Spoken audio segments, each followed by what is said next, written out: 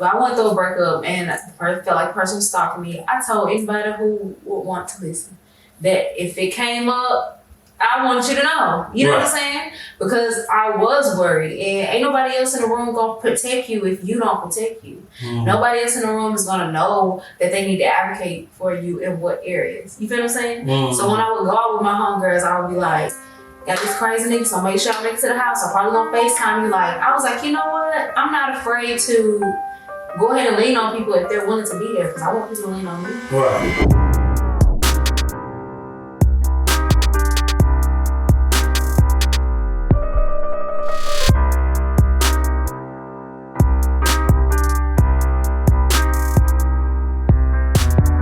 There she is, the infamous Nicole. It's the remix, baby. Yeah.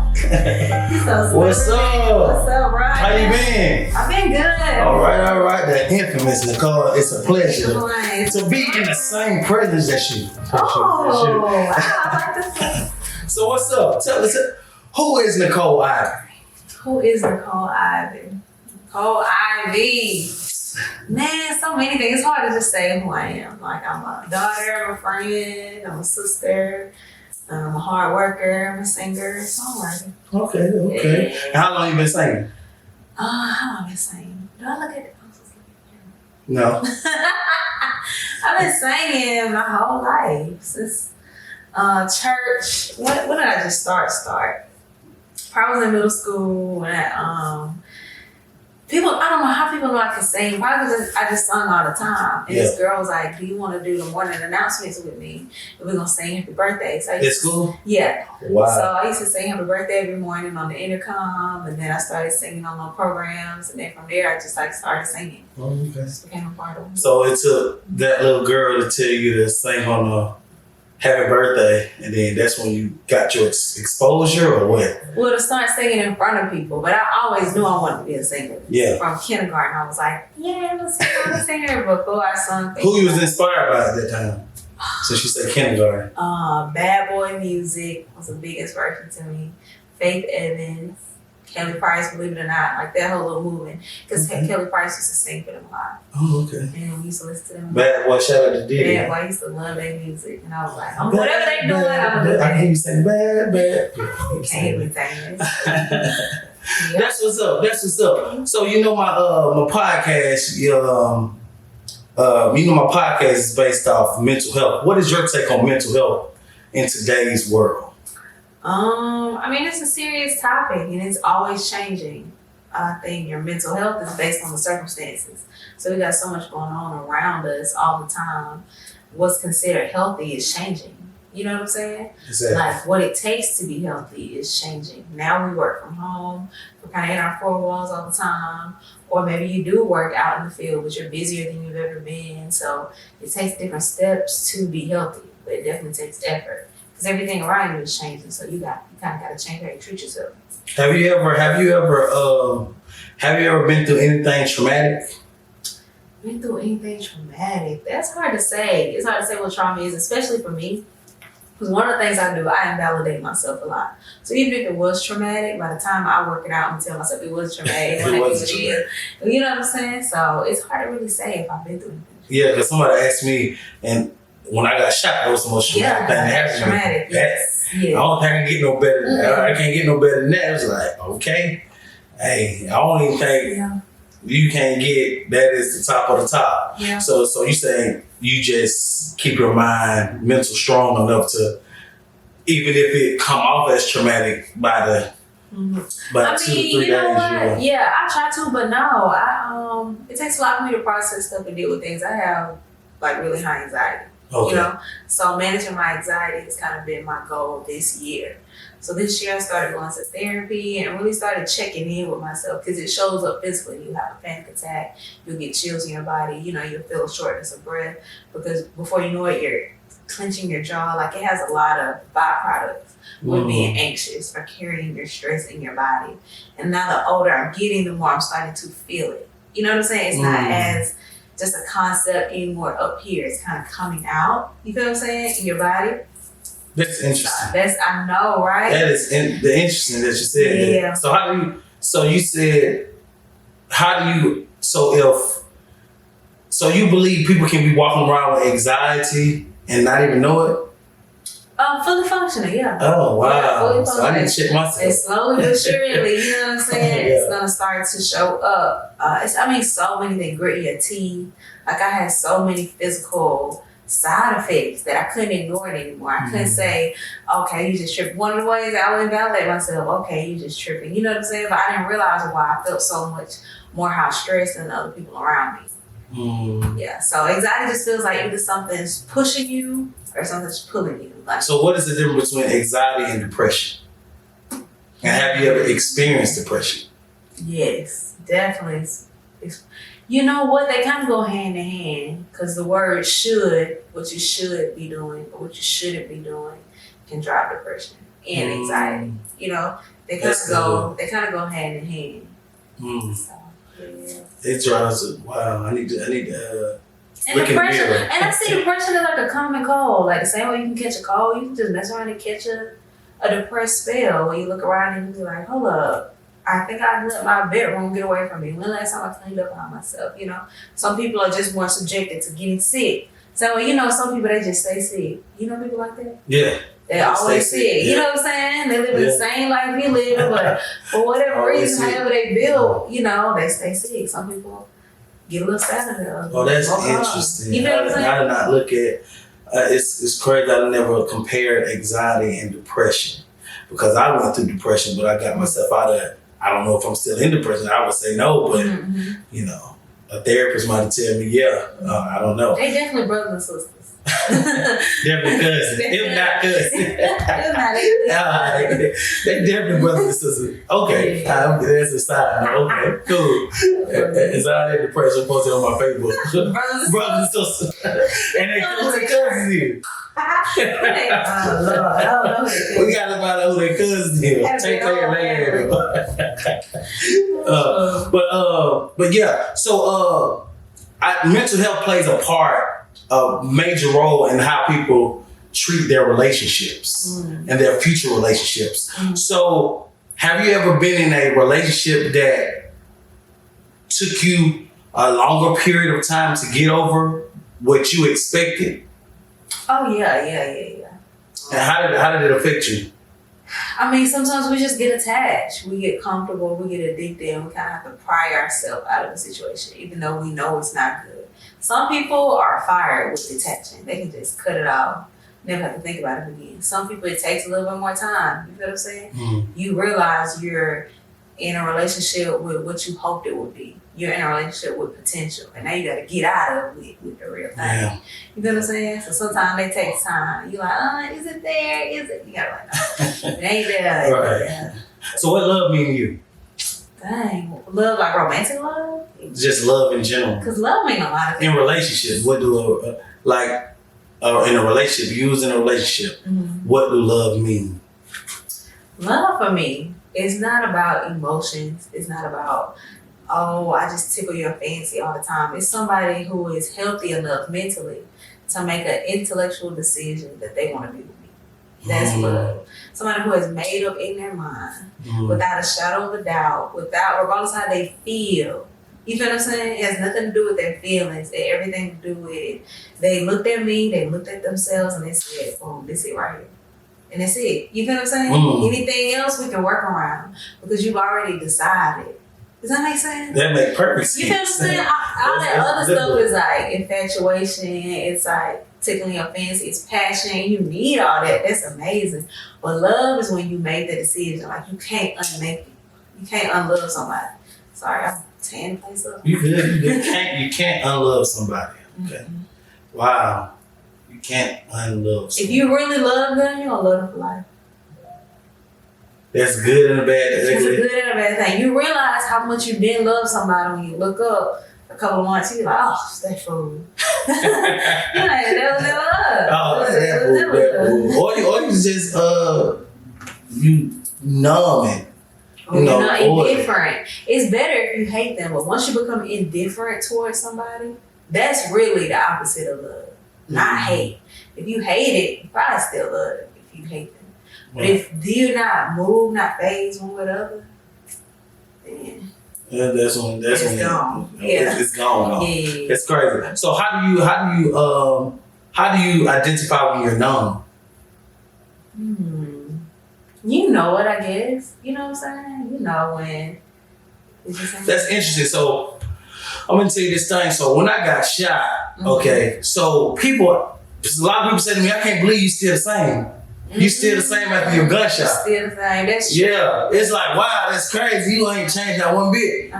But then when I get by myself, I'm like, I'm faking it. Am I faking something? And that's scary. Yeah. Because going back to the hospital, they wrote me down for no signs of PTSD, very positive way of thinking. Okay. And I'm like, is this a traditional thing? Like, are you a black man? You don't supposed to show no sign of weakness or no sign, no cry. It's like, but when I go to the room behind closed doors, I'm like, about to have a fit because I can't do a lot of things. You see what I'm saying? But when I go out there to the world, hey, happy-go-lucky John. You see, so I'm like, am I being true to myself, or is that do I need counseling? I can say I'm strong mentally, but I don't really know, and that's one thing I'm still questioning. That's what I was gonna say. Are you? That's one thing I'm still questioning. I honestly, Nicole, I can't. I don't know. It's like I'm so positive to. Am I doing bad by not identifying? Like I literally can't. Okay. Can't pick up a glass. Can't do nothing. So you feel like you might be doing yourself a disservice not telling your whole story. Don't you feel like? You feel like people are just saying one side of John, and that's not that side does not exist. It's not true. You are a very positive person, but you feel like people are focusing on that a little bit more, and you wish they would focus on there's another. Not that they wish. There's another side to the coin. Right. It's like I'm hurt, but I'm not showing it. You see what I'm saying? And being that I'm hurt and not showing it, is that the way it's supposed to be? You see what I'm saying? Like, do I supposed to walk around sad all day? Because I'm messed up a little bit, but I'm not gonna just walk around sad all day. You see what I'm saying? Because I promise you, if somebody say, "Are you okay?" Like if somebody genuinely walk up a stranger and say, "Are you okay?" I'm scared I might break down. You see what I'm saying? So it's it's up for grabs. I mean, I don't know. Like, come on, bro. Like you positive, but are you really positive? Yeah. What does that look like? If you want to show up differently, if you want to show more side of your pain, what does that look like? Does it look like when somebody say, "Are you okay?" You're like, "No." What does it look like? Are you okay? Because I'll be like, I hope, because when I go out now, let's say, like when I was at this recent spot this past weekend, I was hoping I ain't dropped nothing. I was hoping I ain't dropped the camera. I was hoping I did not drop my debit card, because when I drop things, it's very difficult for me to pick it up. And I'm not used to asking for help. So if I ask for help, it's like, dang. Hey, big bro, can you get that? Hey, Miss Lady, can you get that for me? Like, and they'll probably look at me like, what? Get it? And they don't even know. Why do you think that though? But I mean, does it look like coming into a room? I'm good, just scared I might drop something. If I drop something, watch out for me. Like, say it. The same way you would say something positive. But it's like, hey, I want to let you know my nerves gone. So if I drop something, pick it up. Let me tell you something. Pick it up, baby. I went through a breakup and I felt like the person was stalking me. I told anybody who would want to listen that if it came up, I wanted you to know. You know what I'm saying? Because I was worried, and ain't nobody else in the room gonna protect you if you don't protect you. Nobody else in the room is gonna know that they need to advocate for you in what areas. You feel what I'm saying? So when I would go out with my homegirls, I would be like, got this crazy nigga, so make sure I make it to the house. I'm probably gonna FaceTime you. Like, I was like, you know what? I'm not afraid to go ahead and lean on people if they're willing to be there, because I want people to lean on me. Right. I was like, this what it is. And if you can help in this area, let me know. You know what I'm saying? Yeah, I just gotta get used to. What do you know about this? What do you know about that? Like, yeah. I just gotta get used to. It's very irritating now that I gotta receive help, but that's the change I have to deal with for the rest of my life now. But you're going out there fighting internally. Let some of that out. Yeah. It don't to be John going crazy, fighting with John. Just be like, I went to call, look, make sure I don't drop nothing. 10,000 pounds when we lifted out. Yeah, you're right. I said, what be you with? You know? Because if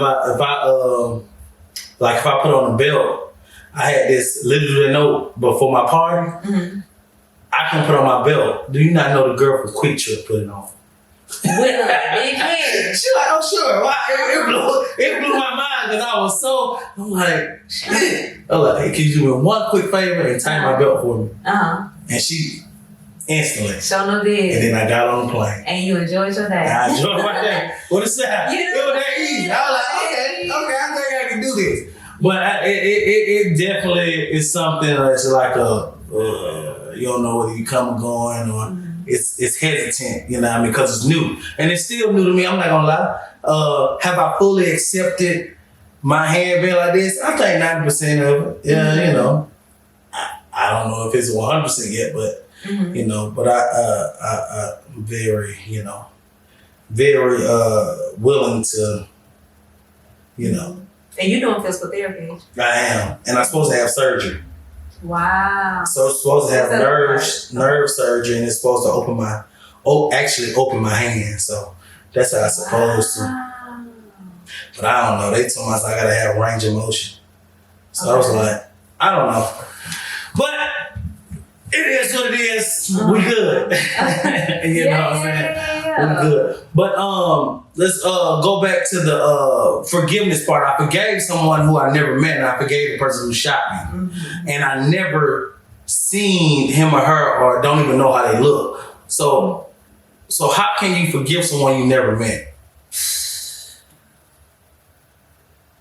You gotta give it time. You know what I'm saying? You gotta give it perspective. And that'll happen. That'll happen. Because you gotta let it go, you know?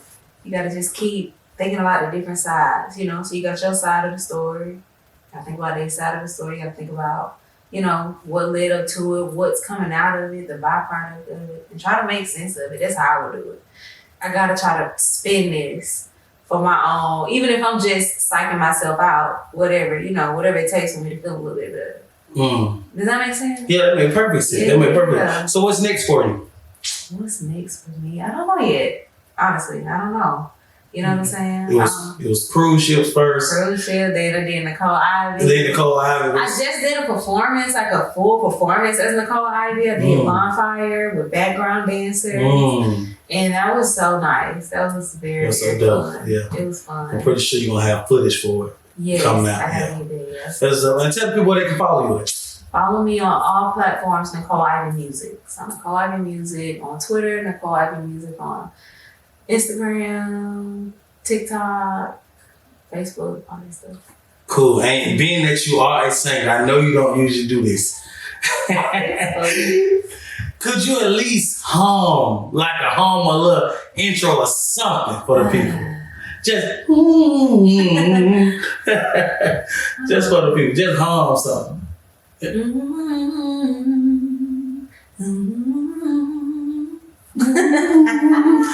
That is Nicole Ivy. And I appreciate you for coming on. I genuinely do. And I want to thank you. I wish you very much success. You have a beautiful voice and you have an excellent, amazing spirit. And I pray God continue to bless you in every aspect of your life. Thank you again. And I want to leave everybody with this. In order to solve the problem, you must first identify the root of your problem. This your boy Jay, and I'm signing out. Love.